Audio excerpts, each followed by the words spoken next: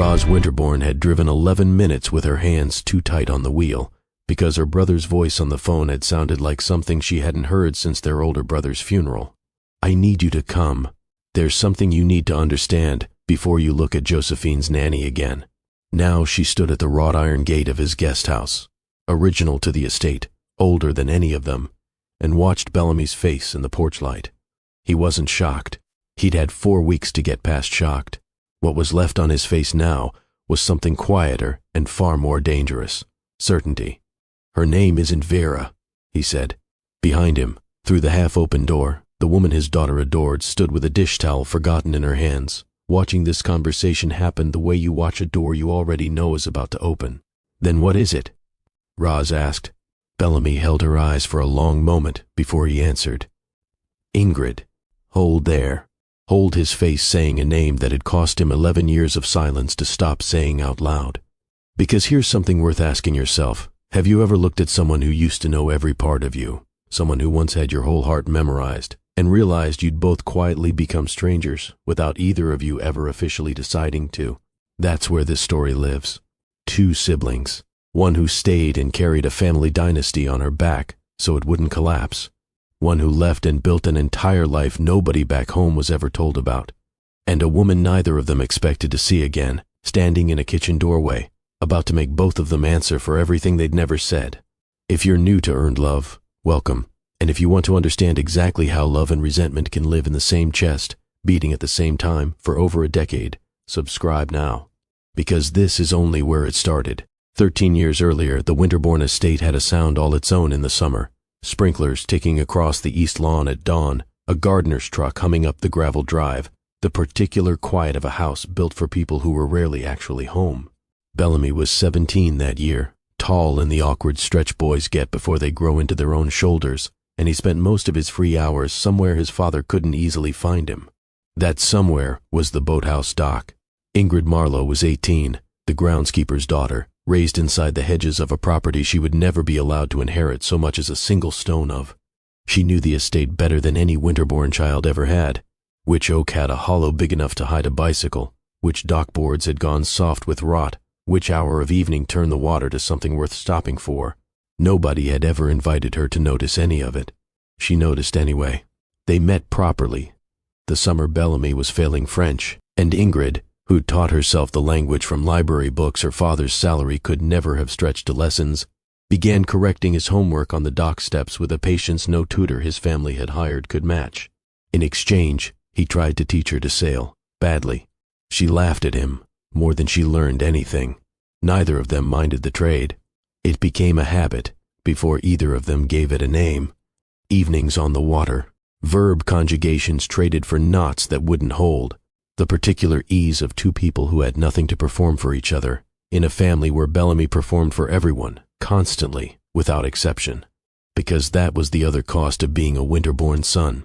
Every hour of his life had already been claimed by someone else's plan. His father, Alistair, began shaping him for the company before Bellamy was old enough to understand what shaping meant. Tutors arrived before friends did. Occupancy reports mattered more than report cards. By 12, Bellamy could recite hotel margins the way other kids recited baseball statistics, and Alistair would nod, satisfied, at a machine running exactly on schedule. Nobody asked if Bellamy wanted to be that machine. It was simply built into him, one assumption at a time, the way a house gets built one beam at a time, until it's load-bearing, and nobody remembers agreeing to carry it. The dock was the only place that weight didn't reach. Ingrid never once asked him about the company. She asked what he was afraid of, what he'd do if nobody was watching, whether he actually liked sailing or just liked having a reason to sit near her while pretending to learn it. He told her things he'd never said inside the house, that he sometimes wished his older brother had wanted the business more so nobody would look at Bellamy next, that he liked Umbers fine but felt nothing for the company itself, that some nights, standing in his own bedroom, in his own family's house, he felt like a guest who'd overstayed a welcome nobody had actually extended. She never told him he was wrong to feel that. She just listened, fully, without an agenda, without needing him to be anyone but exactly who he was on that dock, at that hour, with the water going gold behind them. It was the one unscripted hour of his day. Neither of them understood yet that in a family like his, The unscripted things were always the ones most likely to be found out. Alistair Winterbourne found out the way he found out about everything on his own property, through the right person mentioning the wrong thing at the wrong time. A member of the household staff saw them on the dock one evening, sitting closer than French tutoring required, and by the next morning the matter had already been settled before Bellamy even knew there was a matter at all. He did not raise his voice. He did not forbid anything out loud. Men like Alistair rarely needed to shout to get exactly what they wanted. That was the quiet privilege of enough money and enough patience. He called Ingrid's father into the estate office on a Tuesday afternoon. There was a severance figure on the table before the man had even sat down, generous enough that refusing it would have looked like an insult to everyone's intelligence. Alongside it sat a letter of recommendation, warm and specific, praising 19 years of loyal service. And alongside that, a suggestion, phrased as a kindness, that a change of scenery might suit a man of his age, somewhere with better schools, a fresh start nobody back home would ever need the real reason for. What was missing from that conversation was a single question addressed to Ingrid herself. Her father accepted the offer within the hour, because refusing it would have cost him everything he actually had left to lose. Alistair never once considered the opinion of a groundskeeper's daughter about her own future worth asking for, and Bellamy, the one person who might have objected, didn't learn what had happened until it was already finished, until the moving truck was already loaded, until there was nothing left to argue with except an empty guest house and a silence where a family used to be. If a decision has ever been made about your life without anyone bothering to ask what you actually wanted, drop "I know that feeling" in the comments, because Ingrid's story is about to show you exactly what a decision like that costs a person years later when nobody's watching anymore. The Marlowes left the estate within 2 weeks. No goodbye offered to the staff, the neighbors, or the boy who came looking for her at the boathouse dock 3 separate evenings before he finally understood she wasn't coming back. When Bellamy worked up the nerve to ask his father directly what had happened, Alistair already had his answer rehearsed. "She was never going to be part of this family's future," he said, in the same even tone he used to discuss quarterly earnings.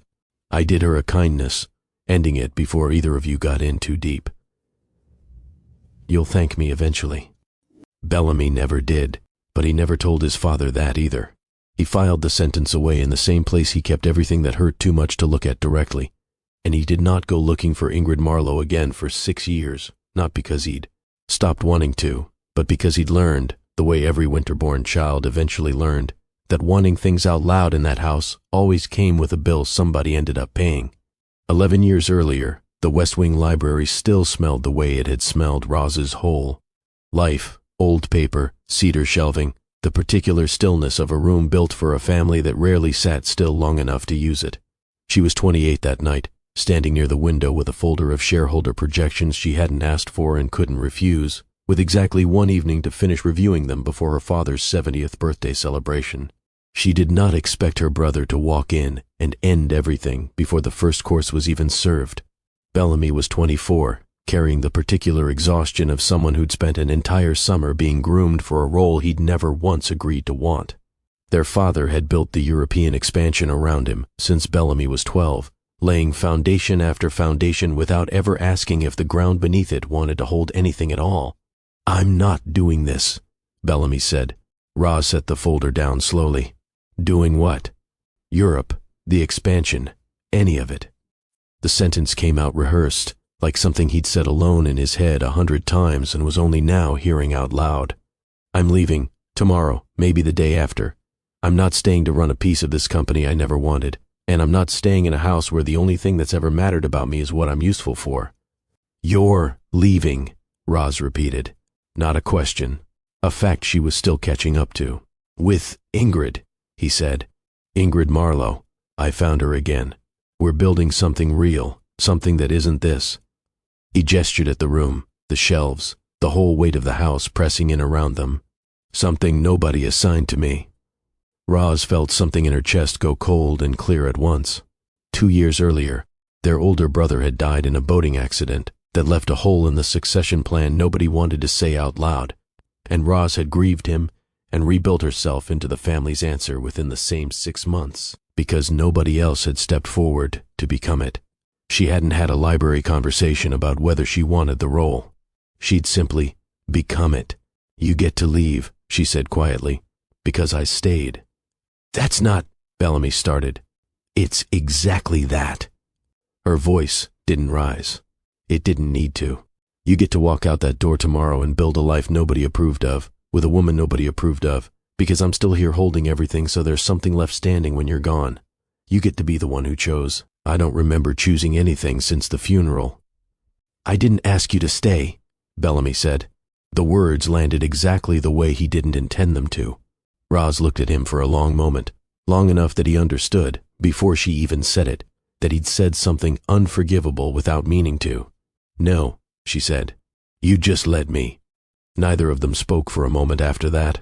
Outside, the sound of the celebration being assembled drifted faintly through the walls. Caterers, string quartet, the machinery of an event for a man neither of his remaining children particularly wanted to celebrate that night. Roz, go, she said. You've clearly already decided. Don't stand here explaining it to me like my opinion is going to change anything. He left 3 days later. Their father cut him off in every way a wealthy man knew how, publicly, financially, and with a silence colder than any argument could have managed. Ingrid Marlowe, the groundskeeper's daughter who had once corrected Bellamy's French homework on a dock at golden hour, vanished from the family's story entirely, as though she had never been the reason a dynasty cracked down its center. Nobody spoke of her again. Roz didn't speak to her brother again either, not really. Not for 11 years, not until an email about a nanny landed in her inbox before she'd finished her first cup of coffee, and everything she thought she understood about that night in the library turned out to be only half the story. The email arrived at 6:47 in the morning, before Roz had finished her first cup of coffee, and it would end up costing her brother the one thing he'd spent 11 years trying not to want back. Subject: nanny candidate. Final interview complete. Starting Monday. Roz didn't remember hiring a nanny. That was the nature of running Winterbourne Hospitality Group at 39. Decisions got made 3 assistants deep before they ever reached her desk, and most of the time that was fine. Except this decision touched her brother's daughter, and Roz had promised, the day Bellamy finally let her back into his life, that she would never again make a choice touching his family without asking him first.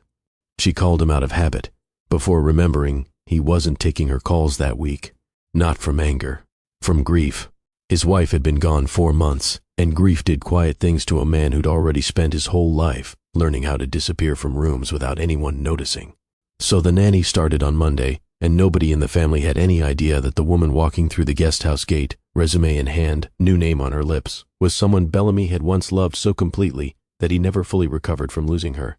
She called herself Vera Ashworth, a degree in early childhood development, a soft voice that made 4-year-old Josephine trust her within the hour, a habit of tucking her hair behind her left ear while thinking, which Bellamy noticed and then spent 3 days convincing himself he hadn't. He told himself grief made people see ghosts everywhere. He told himself a lot of things that autumn. Small things accumulated before he let himself examine any of them. She made Josephine's tea the same way, every time, without being told twice. A little milk, poured after, never before, because otherwise it tastes wrong. A phrase she said with a certainty that belonged to someone who'd learned it as a child and never questioned it since. Bellamy had learned that same rule once, on a dock, from a girl who cared more about doing small things right than being told to. She hummed under her breath while folding laundry, a tune he half recognized and couldn't place until one night it kept him awake for an hour before he remembered where he'd heard it, drifting across water at dusk, a long time ago. She corrected Josephine's pronunciation of a French word one afternoon, gently, without thinking, in the exact cadence someone once used correcting his own homework on that same dock, 100 years and a whole life ago. She went still, instead of startled, whenever a door opened behind her unexpectedly. Not the flinch of someone easily frightened, but the stillness of someone who'd spent a long time learning that flinching only invited more attention than she wanted. None of it, on its own, meant anything. Bellamy told himself that on the first night, and the 5th, and again on the morning he found himself standing in the guest house kitchen at 6 a.m., simply watching her make coffee, unable to name what he was looking for. It was the 4th week, watching her crouch in the garden teaching Josephine the names of herbs, rosemary, thyme, the same patient cadence, smell this one, tell me what it reminds you of, that he finally let himself say it out loud. Ingrid. She didn't flinch the way a stranger would have. She went very still, the way someone goes still when they've been waiting 11 years for a single word to land. "It's Vera now," she said quietly. "It has been for a long time. If you've ever recognized someone by the smallest possible detail, a phrase, a habit, a way of going quiet, before your mind would even let you admit who, you were looking at, tell me in the comments, because that recognition is about to cost this family everything they thought they understood about each other. You married my brother," Roz said. It wasn't an accusation. It came out instead like something finally slotting into place, a decade of half-answers resolving into a single, obvious shape. She'd driven to the guest house the moment Bellamy called her, his voice unsteady in a way she hadn't heard since their older brother's funeral. Ingrid stood in the kitchen doorway with the particular composure of a woman who had rehearsed this moment 100 times and still wasn't ready for it. "I did," she said, "for a few years, before the divorce." That word landed harder than Roz expected. She'd assumed, the way families assume things about people they've decided not to think about, that Bellamy's marriage to Josephine's mother, a woman named Priya who had died 4 months ago in a car accident on the coastal highway, whose funeral Roz had organized because Bellamy was too broken to organize anything himself, had simply always been his one marriage, his only real one. "Bellamy and I ended things some years back," Ingrid continued, "amicably, as much as those things can be. He met Priya a while after. I changed my name back when I started my practice. Vera is a family name, my grandmother's. I wasn't hiding from him. I was hiding from all of you." "Why?" Roz asked. "Because the last time a Winterbourne decided I didn't belong somewhere," Ingrid said, "it cost my father his home, and it cost me the only version of a family I'd ever known. Nobody asked me a single question before it happened. I built a life afterward where nobody could do that to me. Again." And then Bellamy's assistant posted a nanny listing that didn't have the Winterbourne name anywhere on it, and I applied because Josephine needed someone, and I am good at this work, and some very stubborn part of me wanted to see him again before I let myself close that door for good.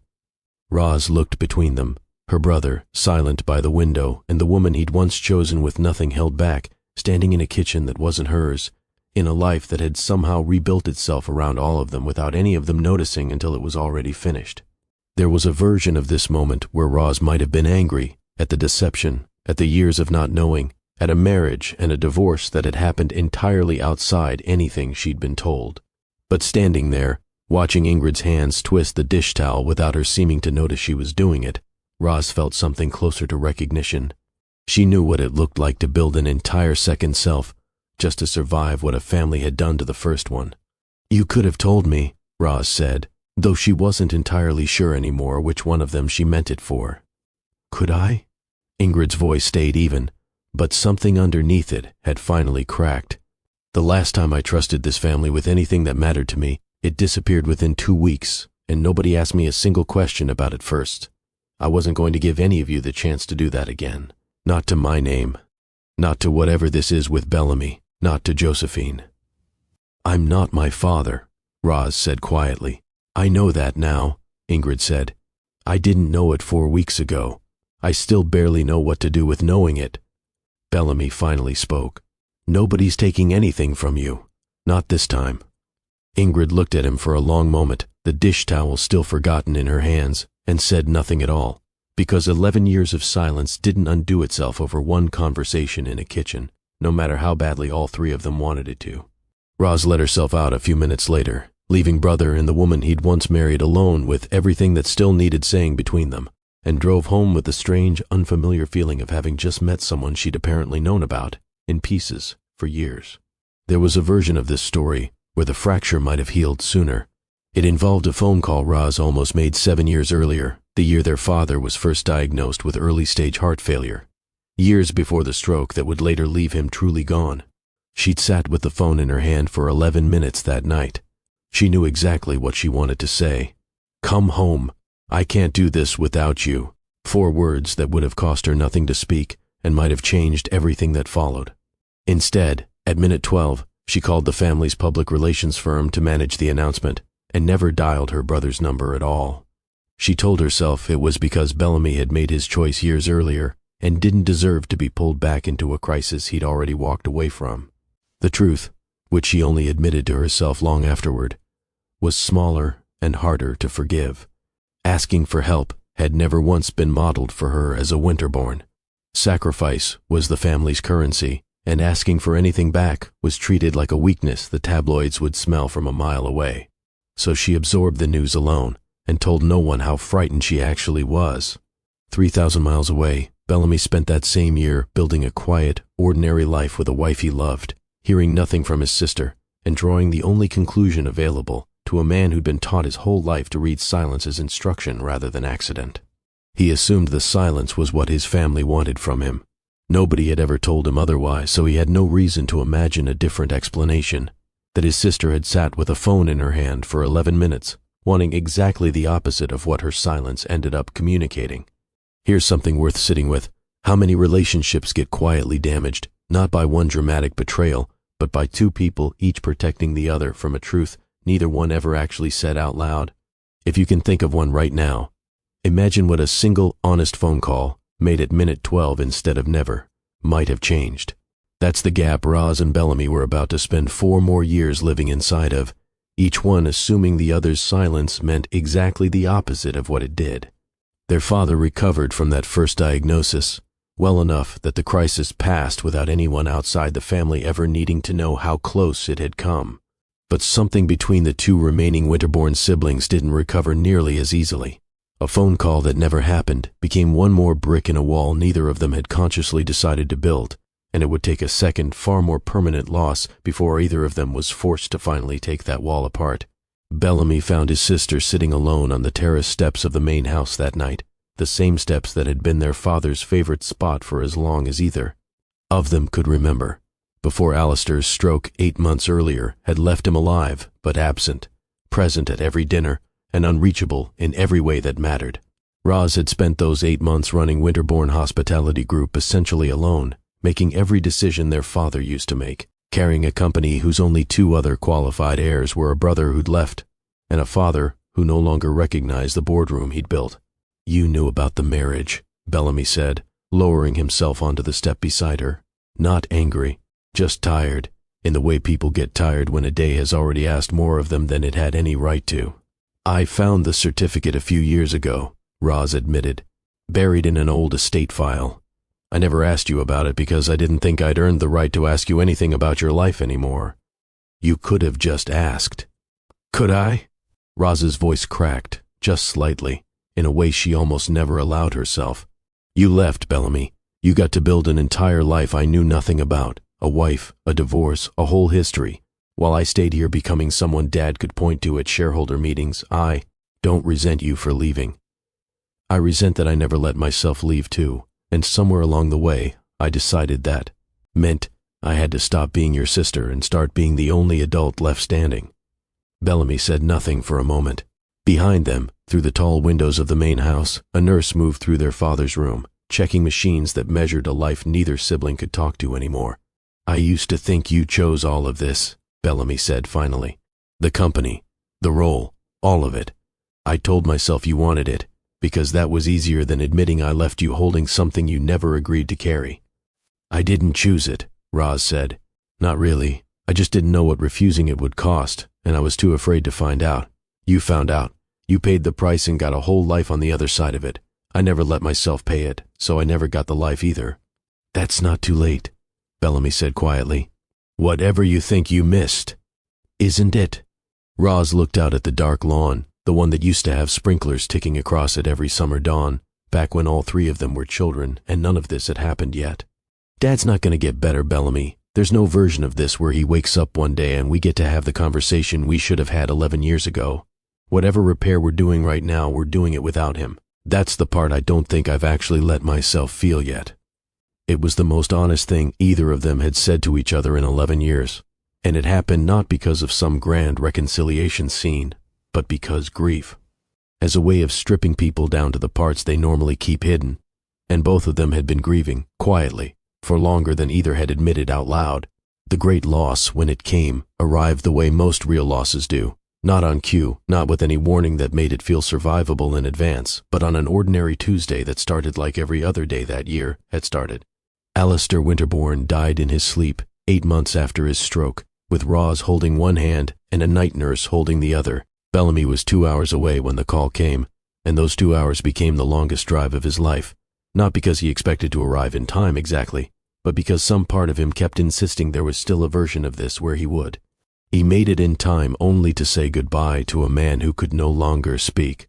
In the last conscious hour Alistair had, his eyes moved slowly between his 2 remaining children, and something in that final look resembled regret, not an apology. Alistair had never been a man capable of one, but something close enough to it that both his children would spend the rest of their lives choosing to believe it counted. The funeral was the first time in over a decade that every surviving Winterbourne stood in the same room without an ocean or a grievance standing between them. Josephine, 4 years old, held her father's hand throughout the service, too young to understand most of what was happening around her, old enough to notice that everyone was dressed the same way and nobody was smiling. "Why is everyone wearing black?" she asked, tugging at Bellamy's sleeve. Bellamy opened his mouth and found he had no answer that wouldn't break something in him to say out loud. It was Ingrid who crouched down to Josephine's level, answering gently, in the same patient voice she'd used teaching a 4-year-old the names of herbs in a garden. "It's how grown-ups show they love someone very much," she said. "Black doesn't mean sad exactly. It means this mattered." Josephine considered this with the particular seriousness only small children manage, then nodded, satisfied, and went quiet for the rest of the service. Roz watched the exchange from a few feet away and felt something shift in her chest that she didn't have a name for yet. Not jealousy, not quite grief, something closer to recognition that her brother's family, however unconventional its shape, had already begun healing in ways her own life hadn't started to. Afterward, at the graveside, the 2 siblings stood apart from everyone else, in the same kind of silence that had once defined 11 years of estrangement. Except this silence felt different. Less like a wall, more like the pause right before someone finally says the thing they've been carrying too long alone.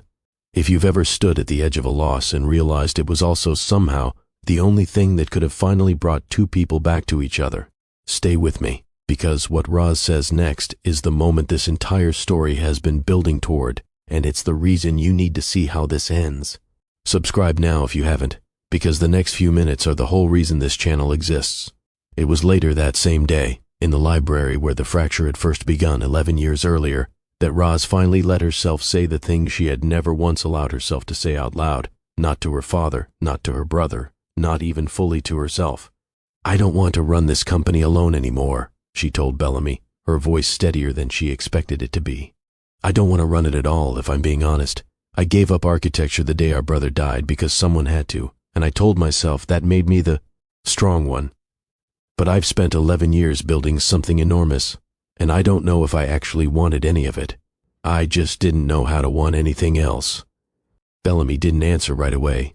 He looked at his sister for a long moment, the way you look at someone when you finally see them clearly, after years of only seeing the role they'd been forced to play. "Then don't," he said. Roz looked up. "Come build something with me instead," Bellamy continued. "Not the company, something new. I don't know yet what that looks like, but I'll help you figure it out. That's what I should have said to you the night I left, instead of just walking out the door and leaving you to hold everything alone." "You were 24, Roz said quietly. "You didn't know how to say that yet." "Maybe not, but I know how to say it now." For a moment, neither of them spoke. The library still smelled like it always had. Old paper, cedar shelving, a stillness that had once held nothing but distance between them and now, somehow, held something closer to relief. "I don't even know what I'd do," Roz admitted. "Restoration architecture, maybe. It's what I gave up. I don't know if there's anything left of that person to go back to." "There's one way to find out," Bellamy said. Roz almost laughed, not because anything was funny, but because the sound arrived in her chest for the first time in longer than she could remember, unearned and unexpected, relief showing up disguised as something else entirely. "Okay," she said. "Okay, let's find out." It wasn't a resolution, not yet. It was smaller than that. 2 people, standing in the room where everything had broken, finally agreeing to stop pretending they knew exactly how to fix it alone. The reconciliation wasn't a single scene, because real ones rarely are. It was Roz stepping back from the CEO role over the following months, installing a president to run daily operations while she finally returned, at 39, to the restoration architecture work she'd buried at 26. Her first project was a modest one, a coastal cottage nobody important would ever write about, and she cried in her car afterward, quietly, for reasons she didn't fully try to explain to anyone. It was Bellamy moving Josephine into a home 20 minutes from his sister, instead of 3,000 miles away, close enough that Roz could show up for ordinary Tuesday dinners instead of only funerals. It was Sunday dinners that started awkward, too much silence, too many careful topics avoided on purpose, and slowly became something that felt almost like what their family might have been, if grief and money and expectation hadn't gotten there first. And it was Ingrid, Vera to Josephine, Ingrid again to the two people who'd once been the reason she lost the only home she'd known, staying. Not as a nanny anymore, not as anything either she or Bellamy rushed to name out loud. They didn't fall back into each other the way old songs suggest people do. They simply discovered, slowly, and without urgency, that the thing between them at 17 had never actually needed rebuilding. It had just been waiting, patiently, for everyone else to get out of the way. Roz watched it happen from the sidelines and felt something she hadn't expected to feel, not resentment, not grief for the years lost, but a strange, quiet gratitude that at least one Winterbourne had found their way back to the person worth losing everything for. Their father never got the reconciliation he might have wanted to see. That was the cost, the loss neither sibling could undo, no matter how much healing came after it. But standing at his grave 3 months later, watching Bellamy's daughter place a single white rose against the headstone, Roz finally understood the thing she'd spent 11 years refusing to accept. Some families don't get saved by holding on tighter.